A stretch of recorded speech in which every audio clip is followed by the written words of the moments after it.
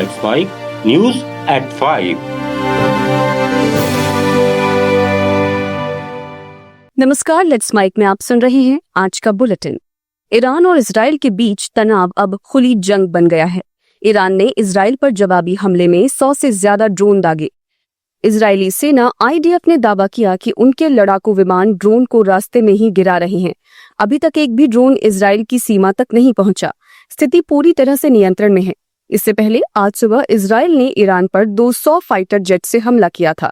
New York times के मुताबिक Israeli सेना ने तेहरान के आसपास कम से कम 6 सैन्य ठिकानों को निशाना बनाया। इन 6 में से 4 जगहों पर परमाणु ठिकाने भी मौजूद हैं।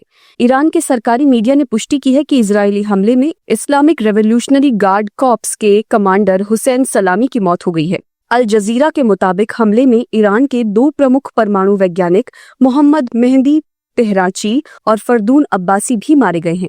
इजराइल ने ये दावा किया है कि हमले में ईरान के आर्मी चीफ मोहम्मद बाघेरी, सेना के अन्य बड़े अधिकारी और कुछ वरिष्ठ परमाणु वैज्ञानिक भी मारे गए हैं। इस बीच ईरान के सुप्रीम लीडर अयातुल्ला खामनेई ने कहा कि हमारी सेना इजराइल को सजा दिए बिना नहीं जाने देगी। ईरान रेवोल्यूशनरी गार्ड के चीफ हुसैन सलामी की इजरायली हमले में मौत के बाद कुद्स फोर्स के पूर्व प्रमुख जनरल वाहिदी को नया कमांडर इन चीफ नियुक्त किया गया है। वहीं इजराइल के ईरान हमले को लेकर अमेरिकी विदेश मंत्री मार्को रूबियो ने बयान जारी किया है। उन्होंने कहा, आज रात इजराइल ने ईरान के खिलाफ एक तरफा कार्रवाई की।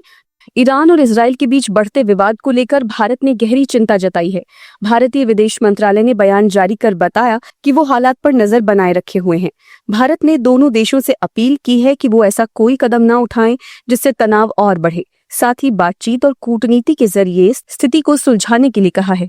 भारत ने कहा है कि वो हर संभव मदद देने के लिए तैयार है। इजराइल के प्रधानमंत्री बेंजामिन नेतन्याहू ने ईरान पर किए हमलों के बारे में वीडियो संदेश जारी किया है। उन्होंने कहा है कि इजराइल ने हमले में ईरान के परमाणु संवर्धन कार्यक्रम के मुख्य केंद्र पर हमला किया है। इजराइल के ईरान पर किए गए हमले की घोषणा के बाद तेल की कीमतें बढ़ गई हैं। हमले की खबर आने के बाद बेंचमार्क कॉन्ट्रास्ट, ब्रेंट क्रूड और निमेक्स लाइट स्वीट में 10% से अधिक की बढ़ोतरी हुई है। व्यापारियों को चिंता है कि ईरान और इजराइल के बीच संघर्ष में ईरान से तेल की आपूर्ति बाधित हो सकती है। कच्चे तेल कीमत में बढ़ोतरी खाद्य पदार्थों की कीमतों से लेकर कार ईंधन भरने की लागत सहित हर चीज को प्रभावित करती है। अमेरिकी राष्ट्रपति डोनाल्ड ट्रंप ने फिर बड़बोला बयान दिया है। उन्होंने कहा कि वो किसी भी समस्या का समाधान करा सकते हैं। भारत और पाकिस्तान के बीच कश्मीर मुद्दे को लेकर एक सवाल पर उन्होंने कहा कि दोनों देशों के बीच लंबे समय से दुश्मनी चल रही है, दोनों देशों को साथ लाएंगे। ट्रंप का ये बयान ऐसे समय में आया है जब 2 दिन पहले ही व्हाइट हाउस की प्रवक्ता टी ब्रूस ने कश्मीर मामले में अमेरिकी राष्ट्रपति के हस्तक्षेप को लेकर सवाल पर कहा था कि वो कुछ भी कर सकते हैं। व्हाइट हाउस में एक विधेयक पर हस्ताक्षर के लिए आयोजित कार्यक्रम के दौरान राष्ट्रपति ट्रंप ने कहा कि हम भारत और पाकिस्तान को साथ लाने जा रहे हैं। अर्जेंटीना की सुप्रीम कोर्ट ने पूर्व राष्ट्रपति क्रिस्टीना फर्नांडिस की 6 साल की जेल की सजा को बरकरार रखा है। इस फैसले के विरोध में उनके हजारों समर्थकों ने सड़कों को जाम कर प्रदर्शन किया। 72 वर्षीय क्रिस्टीना 2007 से 2015 तक राष्ट्रपति थी। आरोप था कि उन्होंने एक करीबी कारोबारी को अवैध रूप से 51 सड़क परियोजनाओं के ठेके देकर सरकार को करीब 600 करोड़ रुपए का नुकसान पहुंचाया। क्रिस्टीना की कानूनी टीम अब उनकी उम्र को देखते हुए घर में नजरबंदी की मांग कर सकती है। पाकिस्तान गुरुवार को भूकंप के तेज झटकों से दहल गया। नेशनल सेंटर फॉर सेस्मोलॉजी के एक बयान में कहा गया है कि भूकंप की तीव्रता 4.6 मापी गई। NCS के अनुसार भूकंप गुरुवार देर रात 10 किलोमीटर की उथली गहराई पर आया, जो काफी अति संवेदनशील है। इतनी ऊंचाई का भूकंप आमतौर पर गहरे भूकंपों की तुलना में अधिक खतरनाक होता है। जियो न्यूज के अनुसार भूकंप का केंद्र अफगानिस्तान के हिंदू कुश पर्वत श्रृंखला में 211 किलोमीटर की गहराई पर स्थित था। झटकों के बाद तत्काल कोई नुकसान या हताहत होने की सूचना नहीं मिली। भारतीय मूल के डॉक्टर बॉबी मुकम्मला ने अमेरिका के सबसे बड़े और सबसे प्रभावशाली डॉक्टरों के संगठन अमेरिकन मेडिकल एसोसिएशन के अध्यक्ष के रूप में शपथ ली है। 53 साल के मुकम्मला ऐसा करने वाले पहले भारतीय और पहले दक्षिण एशियाई मूल के डॉक्टर बन गए हैं। मुकम्मला का संबंध आंध्र प्रदेश से है। एएमए के 180वें अध्यक्ष के रूप में अपने पहले भाषण में उन्होंने अमेरिका की हेल्थ सिस्टम की कमियों को लेकर चिंता जताई। उन्होंने कहा कि आज भी कई लोगों को समय पर इलाज नहीं मिल पाता और ये एक बहुत बड़ी समस्या है। उन्होंने वादा किया कि वो इस दिशा में बदलाव लाने की पूरी कोशिश करेंगे। अहमदाबाद में हुए प्लेन क्रैश में अब तक 265 लोगों के शव बरामद कर लिए गए हैं। इनमें से 241 मृतक विमान में सवार पैसेंजर्स और क्रू मेंबर्स थे। 5 मृतक उस मेडिकल हॉस्टल के हैं जहां प्लेन क्रैश हुआ था। विमान जिस बीजे मेडिकल कॉलेज हॉस्टल पर गिरा वहां 50 से ज्यादा लोग मौजूद थे। हालांकि अभी तक क्लियर नहीं हुआ है कि हॉस्टल में कितनी मौतें हुई हैं। 4 एमबीबीएस छात्र और एक डॉक्टर की पत्नी के मारे जाने की खबर आ रही है। प्रधानमंत्री नरेंद्र मोदी ने आज अहमदाबाद में दुर्घटना स्थल का दौरा किया। साथ ही एयर इंडिया के विमान की दुर्घटना में घायल हुए लोगों से शुक्रवार को यहां सिविल अस्पताल में मुलाकात की। पीएम मोदी ने विमान में सवार यात्रियों में से एकमात्र जीवित बचे विश्वास कुमार रमेश से भी मुलाकात की। पीएम मोदी अस्पताल के C7 वार्ड में पहुंचे जहां 25 घायलों का इलाज चल रहा है। उन्होंने सिविल अस्पताल के चिकित्सकों से भी बातचीत की। वहीं पीएम मोदी ने एक्स पर पोस्ट करते हुए लिखा, आज अहमदाबाद में दुर्घटना स्थल का दौरा किया। तबाही का मंजर दुखद है। अधिकारियों और टीम से मुलाकात की जो घटना के बाद परिश्रम कर रहे हैं। हमारी संवेदनाएं उन लोगों के साथ हैं जिन्होंने इस अकल्पनीय त्रासदी में अपने प्रियजनों को खो दिया है। इस हादसे में गुजरात के पूर्व सीएम विजय रूपानी समेत 265 लोगों की मौत हुई है। 12 जून को दोपहर के समय अहमदाबाद से लंदन जा रही एयर इंडिया की फ्लाइट A171 दुर्घटना का शिकार हो गई। वल्लभ भाई पटेल अंतर्राष्ट्रीय हवाई अड्डे से उड़ान भरने के बस कुछ ही मिनटों बाद यह हादसा हुआ। विमान दुर्घटना के बाद विमान का ब्लैक बॉक्स मिल गया है। ब्लैक बॉक्स दुर्घटना के कारणों का पता लगाने में मदद करता है। ब्लैक बॉक्स दुर्घटना से पहले कॉकपिट के अंदर और विमान प्रणाली में क्या हुआ इसका सेकंड दर सेकंड जानकारी मुहैया कराता है। आज प्लेन क्रैश में मारे गए लोगों की पहचान के लिए डीएनए टेस्ट लिए जा रहे हैं। प्लेन क्रैश साइट पर एनएसजी की टीम जांच के लिए पहुंच भी गई है। साथ ही अहमदाबाद पुलिस स्निफर डॉग लेकर क्रैश साइट पर पहुंची है ताकि मलबे में दबे किसी और जीवित व्यक्ति की पहचान की जा सके। एयर इंडिया ने अहमदाबाद, मुंबई, दिल्ली और गैटविक एयरपोर्ट पर मृतकों के परिजनों की मदद के लिए हेल्प सेंटर खोला है। थाईलैंड के फुकेट इंटरनेशनल एयरपोर्ट पर एयर इंडिया की फ्लाइट 379 की इमरजेंसी लैंडिंग कराई गई। यहां प्लेन में बम होने की सूचना मिली थी। विमान में 156 लोग सवार थे। फ्लाइट फुकेट से दिल्ली आ रही थी। न्यूज एजेंसी रॉयटर्स ने फ्लाइट ट्रेडर 24 के हवाले से बताया कि एयर इंडिया की फ्लाइट ने फुकेट एयरपोर्ट से भारतीय समयानुसार सुबह 9:30 बजे टेक ऑफ किया था। विमान अंडमान सागर के ऊपर एक बड़ा घेरा बनाते हुए पलटा और इसके बाद फुकेट में सुरक्षित इमरजेंसी लैंडिंग की। सभी यात्री और क्रू सेफ है, किसी को भी कोई नुकसान नहीं हुआ है। बम की धमकी मिलते ही फुकेट एयरपोर्ट ने एयरपोर्ट कंटिजेंसी प्लान एक्टिवेट कर दिया। एयरपोर्ट अफसरों ने कहा कि धमकी को लेकर सभी जरूरी कदम उठाए गए हैं। पंजाब के पठानकोट में शुक्रवार को एयरफोर्स के अपाचे हेलीकॉप्टर की इमरजेंसी लैंडिंग हुई।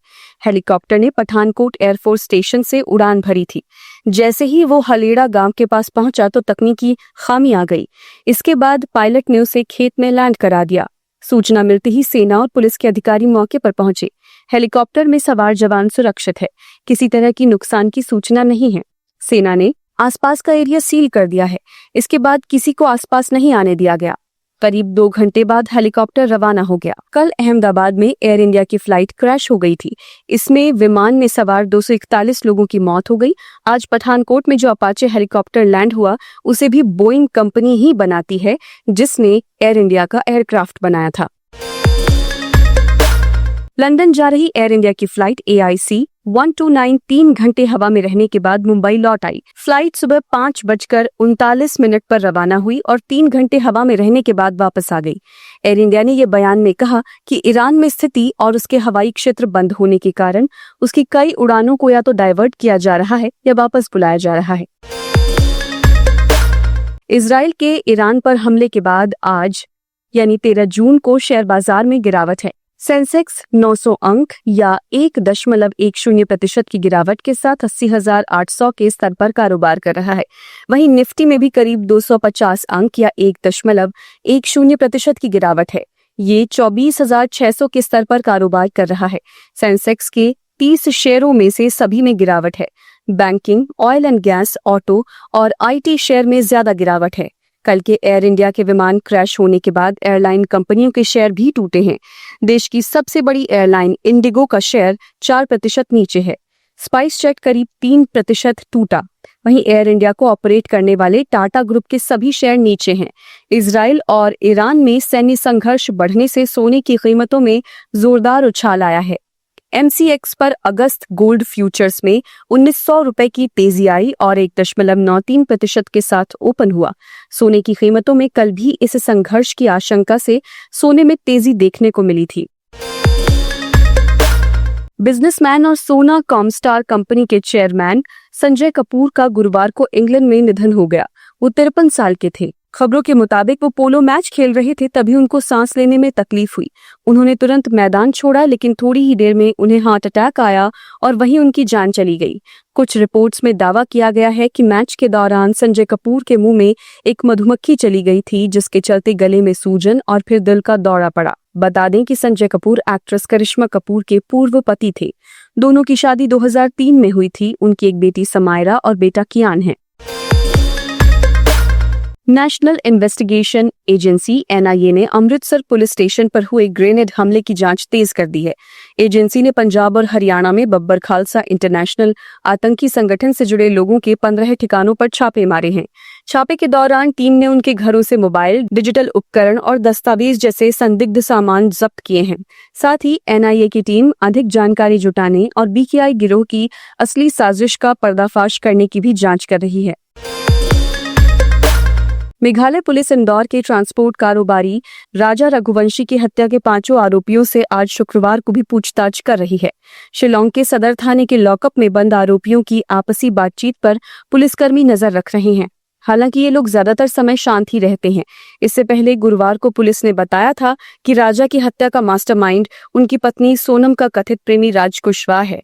उसने राजा और सोनम की शादी के 11 दिन पहले मर्डर प्लान कर लिया था।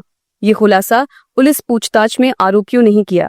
शिलांग पुलिस ने खुलासा किया कि आरोपियों ने एक महिला की भी हत्या की प्लानिंग की थी। राजा की हत्या के बाद उस महिला को मारकर वहीं स्कूटी के साथ जलाने या नदी में बहाने की योजना बनाई गई थी, ताकि वे दिखा सके कि सोनम भी मार दी गई है। हिमाचल के कांगड़ा जिले में पिछले 24 घंटों के दौरान खड्ड में नहाते समय डूबने से 2 अलग अलग घटनाओं में 2 कश्मीरी युवकों और एक स्थानीय लड़की समेत 3 लोगों की मौत हो गई। पहली घटना कांगड़ा के रानीताल क्षेत्र के बनेर खड्ड में हुई, जहां जम्मू कश्मीर के 2 युवकों की डूबने से मौत हो गई।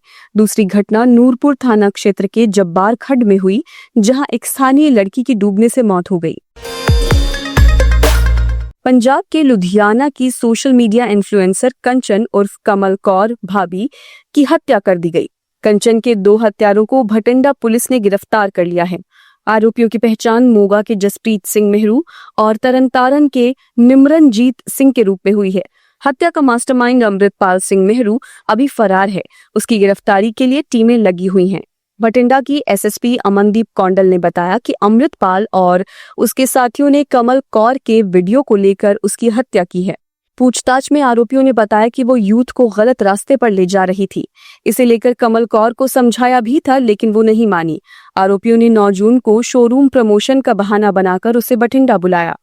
कार खराब होने का बहाना बनाकर वो उसे गैरेज में ले गए। यहाँ उसकी गला घोंटकर हत्या कर दी। उसी की कार में शव डालकर पार्किंग में खड़ा कर दिया गया।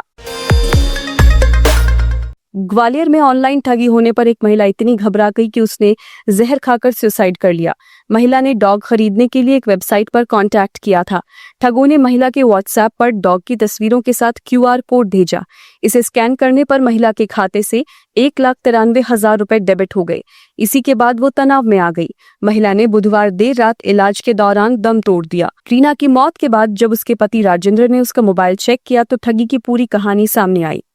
राजेंद्र ने बताया कि मोबाइल में व्हाट्सएप पर एक ऑडियो रिकॉर्डिंग मिली, जिसमें रीना ने खुद ठगों से बात करते हुए जहर खाने की जानकारी दी। पुरानी छावनी थाना पुलिस ने राजेंद्र की शिकायत पर अज्ञात ठगों के खिलाफ केस दर्ज कर लिया। आप सुन रहे थे let's mic. More than radio. Follow कीजिए हमें हमारे सोशल मीडिया प्लेटफॉर्म्स पर। Let's Mic is not just a revolutionary idea. Download the app now from Play Store. Available both on Android and iOS mobile phones. Follow us on YouTube.